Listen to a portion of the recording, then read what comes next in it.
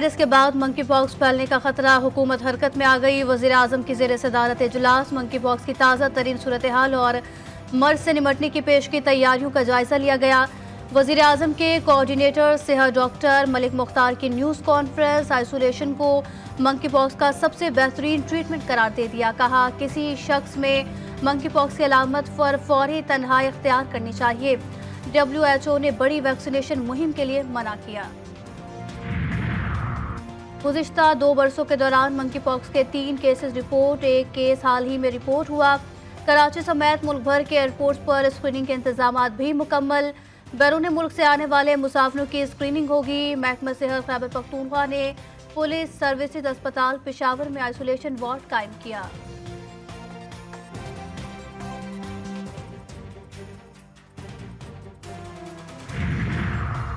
मरियम नवाज का मुस्तफ़ा कमाल को मशवरा, वज़ीर आला पंजाब ने समाजी राब्ते की वेबसाइट एक्स पर पैगाम में कहा, प्यारे मुस्तफ़ा भाई, पंजाब ने ये रिलीफ मुफ्त में नहीं बल्कि अपने आवाम के लिए पैसे देकर लिया है। इस रिलीफ के लिए पंजाब ने अपने बजट से 45 अरब अदा किए। मजीद लिखा, मुझे खुशी होगी अगर आप हुकूमत सिंध से बात करें और वो भी अपने आवाम को ये रिलीफ फराहम करें। शुक्रिया। मरियम बीबी, आपका बहुत शुक्रिया। अगर हमारी सिंध हुकूमत का एहसन अखलाक और बर्ताव अच्छा होता तो हम आपकी पार्टी की हिमायत का ऐलान ना करते। MQM रहनुमा मुस्तफ़ा कमाल का मरियम नवाज के बयान पर रद्द अमल। एक्स पर अपने बयान में मजीद कहा, पंजाब हुकूमत से दरख्वास्त नहीं कि बल्कि रियासत पाकिस्तान के सरबराह वज़ीर आज़म शहबाज शरीफ से दरख्वास्त की है कि खुदारा सिंध बिलखुसूस कराची पर रहम करें।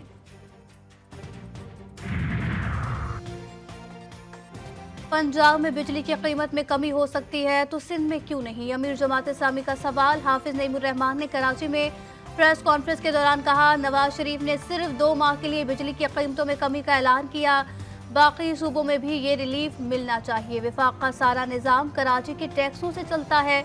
वज़ीर आज़म महंगाई कम और टैरिफ में तब्दीलियाँ करें, महंगाई की वजह से लोग परेशान हैं। रिलीफ का दावा करने वाली हुकूमत के सार्फिन को नए झटके। सार्फिन से 46 अरब 99 करोड़ रुपए निकलवाने की तैयारी। तकसीम कार कंपनियों ने बिजली महंगी करने की दरखास्त नेपरा में जमा कराई। दरखास्त पर नेपरा 26 अगस्त को समाप्त करेगी। इतलाक के इलेक्ट्रिक पर भी होगा।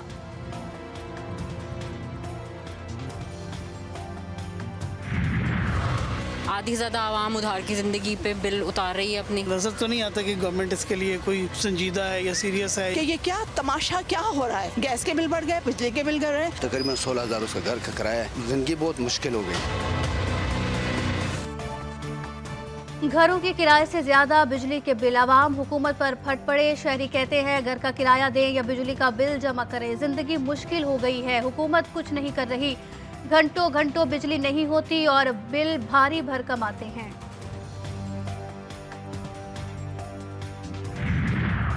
फिरोजवाला में लीगी MPA के ऑफिस में बिजली की चोरी, वाबजा एहलकारों की। समीउल्लाह खान के ऑफिस में कार्रवाई, लीगी कारकुनान वाबजा एहलकारों पर टूट पड़े। कारकुनों का डंडों से तशद्दुद, एहलकारों के कपड़े फाड़ डाले। वाक़े की CCTV फुटेज मंजर आम पर। SDO जिया मूसा की दरखास्त पर भी पुलिस लीगी MPA के खिलाफ कार्रवाई करने से गुरेजा।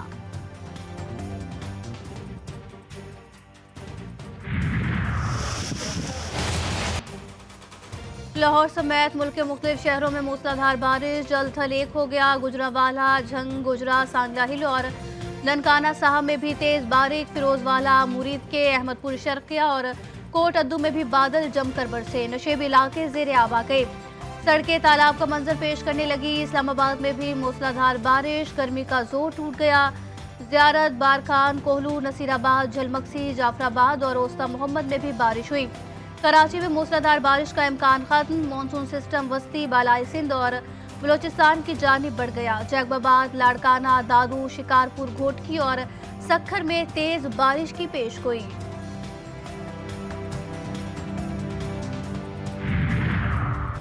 भारत ने एक मरतबा फिर आबी जारियत शुरू कर दी। दरियाए सतलज में बड़ा रेला छोड़ दिया। कसूर में दरिया की सतह 12 फीट तक बुलंद। मुतादिद मकामात पर कटाव शुरू, दिफाई बंद में दरारें पड़ने लगी। सरगोदा के इलाके मडरांजा में दरियाए शनाब बिफर गया। पानी ने मडरांजा के कई देहात डुबो दिए। चावल, चारा और तिल की फसल मुकम्मल तौर पर तबाह। राजनपुर में कोहे सुलेमान से आबी रेले निकल पड़े।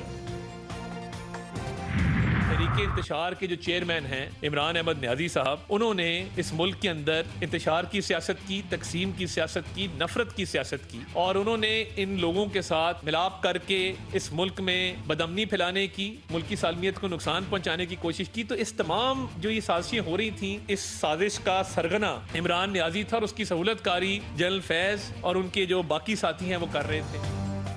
बानी पीटीआई ने मुल्क के खिलाफ साजिशें की। फैज हमीद उनके साथ शामिल थे। वफाकी वज़ीर इत्तलात अता तारड़ कहते हैं पाक फौज में खुद एहतसाबी का अपना मैकेनिज्म है। एक सियासी लीडर ने मुल्क में इंतशार और तकसीम की सियासत को परवान चढ़ाया। उन्होंने मुल्क में बदअमनी फैलाने और मुल्क की सालमियत के खिलाफ साजिशें की।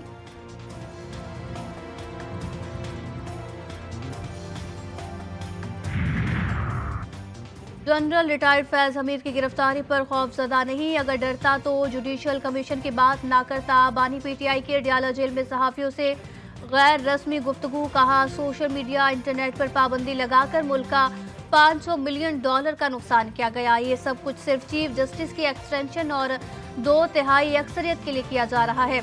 चीफ जस्टिस ने हमारी मजीद 3 विकेटें गिराई। हम पर नवाज शरीफ के इल्जामात की असलियत इकोनॉमिक सर्वे ऑफ पाकिस्तान से वाज़ेह हो जाएगी। जुल्फी बुखारी से राब्ते के लिए फ़ोन की ज़रूरत नहीं, वकला मौजूद हैं, उनके ज़रिए पैगाम भिजवा सकता हूँ।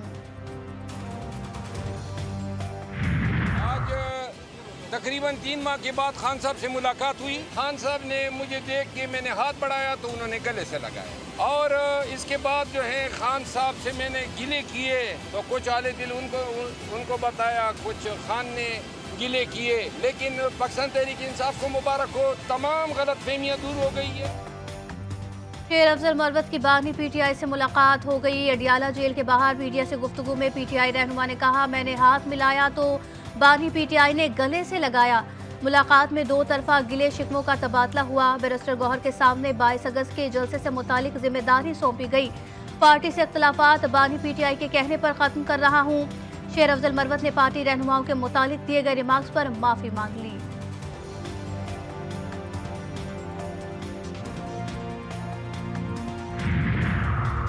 कराची में खवातीन फिर गैर महफूज। खातून के साथ नाजेबा हरकत का एक और वाकया, अफसोसनाक वाकया 12 अगस्त की सुबह नॉर्थ कराची मुस्लिम टाउन में पेश आया। खातून गली से गुजर रही थी कि मोटरसाइकिल सवार करीब आकर नाजेबा हरकत करता हुआ गया। वाकये की सीसीटीवी फुटेज मंजर-ए-आम पर, चेहरा वाज़ेह होने के बावजूद पुलिस पकड़ने में नाकाम।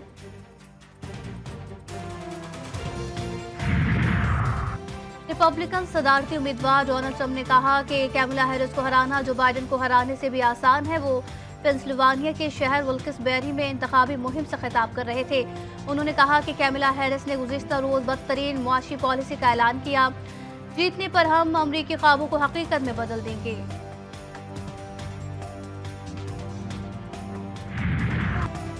गजा में सिहोनी फौज की बमबारी जारी। जबालिया के मुहाजिरीन कैम्प नसीरात और दीर अल-बलाग में भी फजाई हमले। मुतादिद फ़लस्तीनी शहीद। गजा में शोहदा की मजमूई तादाद 40,074 तक पहुँच गई। दुनिया भर में इजरायली जारहियत के खिलाफ मुजाहिरे और रैलियाँ निकाली गई।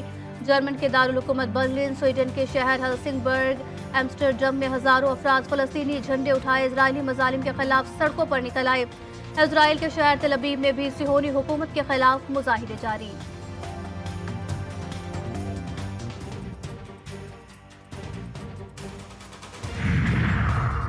और बांग्लादेश की टेस्ट क्रिकेट टीम लाहौर से इस्लामाबाद पहुंच गई। कप्तान मुशफ़िकुर रहीम का मीडिया से गुफ्तगू में कहना था कि पहली बार आया हूं, इस्लामाबाद भी खूबसूरत है और यहां सहूलतें भी अच्छी हैं।